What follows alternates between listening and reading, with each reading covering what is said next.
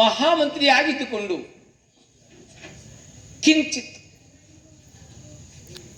ಕಿಂಚಿತ್ ಸೇವೆ ಮಾಡಲು ಅವಕಾಶ ಕಲ್ಪಿಸಿಕೊಟ್ಟಿದ್ದೀರಿ. ಅದಕ್ಕಾಗಿ ನಾನು ತಮಗೆ ಚಿರುಣಿಯಾಗಿ ಇರುತ್ತೇನೆ ಮಹಾಪ್ರಭು. ನಾನು ತಮಗೆ ಚಿರುಣಿಯಾಗಿ ಇರುತ್ತೇನೆ. ನಾನಿನ್ನು ಬರುತ್ತೇನೆ ಮಹಾಪ್ರಭು.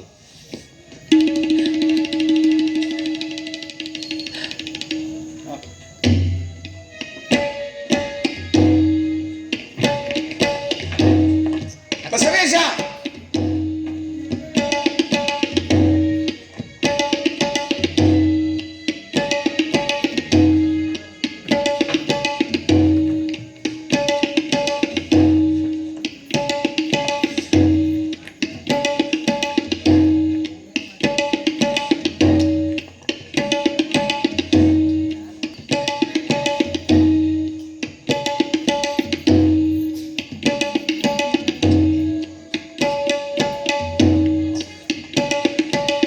ಮಂಚಣ್ಣನವರೇ, ಮಹಾಪ್ರಭು ಅಧಿಕಾರವನ್ನು ನೀವು ವಹಿಸಿಕೊಳ್ಳಿ. ಅಪ್ಪಣೆ ಮಹಾಪ್ರಭು.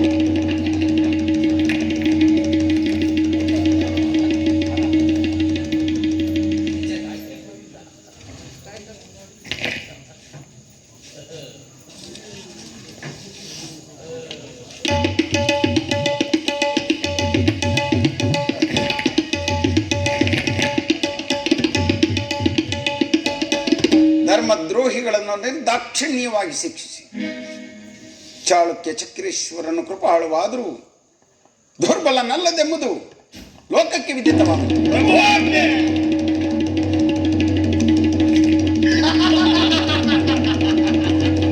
ಬಸವರಾಜ ದೇವರು ಮತ್ತೊಮ್ಮೆ ಪ್ರಮುಖ ಡಾಕ್ಯವನ್ನು ದೊರಕಿಸಿಕೊಳ್ಳಬೇಕು.